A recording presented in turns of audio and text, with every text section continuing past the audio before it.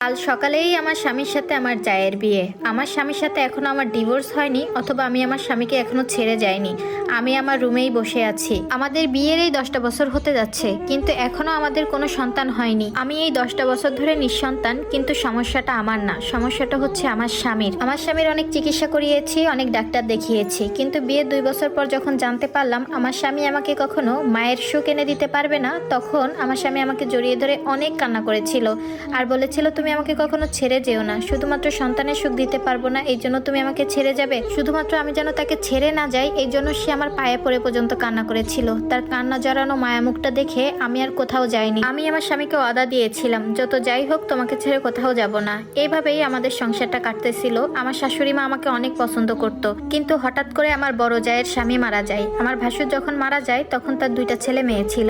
বড় ছেলেটার বয়স তখন 11 বছর আর ছোট মেয়েটার বয়স তখন 6 বছর ছিল। আমার ভাসুর আমাদের সাথে থাকতেন না, তিনি আলাদা করে বাড়ি উঠিয়েছিলেন বড় করে, সেখানেই স্ত্রী সন্তান নিয়ে থাকতেন। তবে আমার যা ছিলেন ভীষণ সুন্দরী, তার চেহারা যেমন সুন্দর ছিল তার আচার ব্যবহারও অমায়িক। তাকে দেখলে বোঝাই যায় না যে তার এত বড় বড় 2টা ছেলে মেয়ে আছে। আমার ভাসুর মারা যাওয়ার পর থেকে তার ছোট মেয়েটা প্রায় সময় আমার কাছে এসে ঘুমাতো এবং সে আমাকে অনেক ভালোবাসতো। আমার যাওয়া প্রায় মাঝে মাঝে আসতেন, সে এসে আমার শাশুড়ির সাথে ঘুমাতেন এবং 1-2 দিন হয়ে গেলেই সে চলে যেতেন। আমার শ্বশুরের জমিতে আমার স্বামী নতুন করে বড় একটা বাড়ি বানিয়েছিল। বাড়িতে জায়গা বেশ ভালোই ছিল। প্রায় বেশ কিছুদিন আমার যা তার 2 সন্তান নিয়ে ভাসুরের করা বাড়িতে থাকতেন। মাঝে মাঝে আমার শাশুড়িও যেত, কিন্তু ছেলে মেয়ে 2টো খুব কান্না করতো তাদের বাবার জন্য।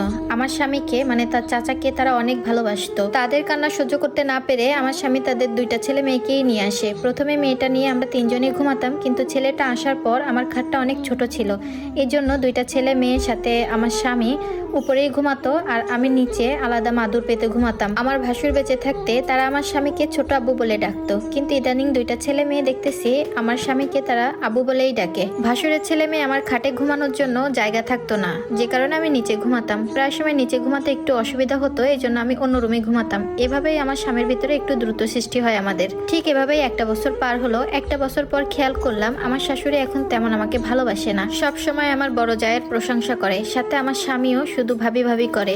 বুঝতে পারলাম তারা একটু আমার বড় জাকে একটু বেশি প্রাধান্য দিচ্ছে। আমার বড় জাকে ভালোবাসবে এটাই স্বাভাবিক, কারণ আমার বড় যা আমার শাশুড়ির বোনের মেয়ে, তাকে আদর করে বাড়ির বড় বউ করে নিয়ে এসেছিল। আর আমাদের বিয়েটা হয়েছিল পারিবারিকভাবে বিয়ে হওয়ার কারণে আমার শাশুড়ি তেমন একটা আমাকে পছন্দ করতেন না, সব থেকে বেশি পছন্দ করতেন আমার জাকে। ভাসুর মারা যাওয়ার 1 বছর পর সবাই মিলে আবারও সে বাড়িতে চলে গেলেন, কারণ আমার ভাসুর যে বাড়িটা বানিয়ে গিয়েছিলেন সেটা ছিল অনেক বড়। আমার বড় যা সাথে তার 2 ছেলে মেয়ে, আমার স্বামী সাথে শাশুড়ি মিলে সবাই সেখানে থাকতেন। আমার ইচ্ছা থাকলেও আমি যেতে পারিনি, কারণ আমি বাসায় অনেক গবাদি পশু পালতাম, তাদের খাওয়া দাওয়া তাদের দেখাশোনা করা লাগতো।